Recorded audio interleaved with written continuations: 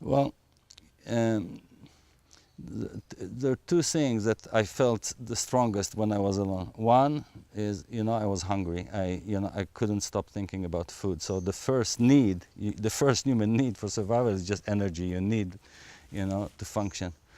But then the second element was actually my longing for companionship.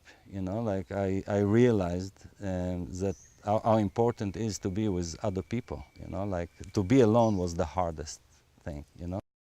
There was a lot of pain involved, a lot of pain, because first of all, the pain of hunger. I didn't eat for weeks. Literally, I became just skin hanging on bones.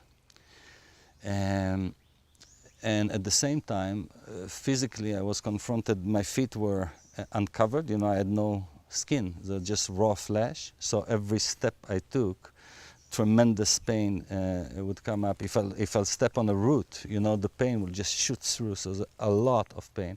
On top of that, injury. And that led to another discovery, because I understood, and that understanding can only come by experience, not intellectually, is that there's pain and there's suffering. Because in the first few days, of experiencing so much pain constantly, I was suffering. The meaning of suffering was that I felt sorry for myself. The pain was there, but my head was all the time screaming, I can't take it, why, I don't deserve it, it's not fair, it's painful. But after a few days, it's like crossing a threshold. Actually, the pain taught me a lesson, because the moment my mind stopped screaming, the pain was much easier to bear. Fear, strangely, during the day, I had no fear whatsoever. And I just want to tell you that every single morning, I would, like get out of my shelter. That was a tree like that. It was like covering myself with palm fronds. I would get up on my feet, and I would see the paws, the tracks of jaguar every single day. There were jaguar walking around me when I was sleeping, and I knew it, because it was a daily thing to see. And yet, during the day, for some reason, I had no fear whatsoever. At night, the fear was unbearable.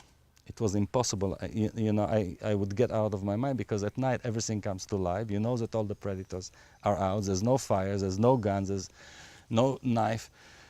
And another survival mechanism kicked in, because I couldn't fall asleep. So at night I would just go on hallucinations, and it would actually take me, like it would cast me out of the jungle. And the hallucinations, my power to actually bring my imagination, and I don't think it's even my power, I think it's part of the nature of things, because I couldn't sleep, yet my body needed to rest. So I would say, being alone, the fear of, it wasn't like I never was afraid of the jungle, not before and not during and not after. But it was the real fear of there's a predator. But I think if I have to say one thing, it's probably the solitude was the hardest thing.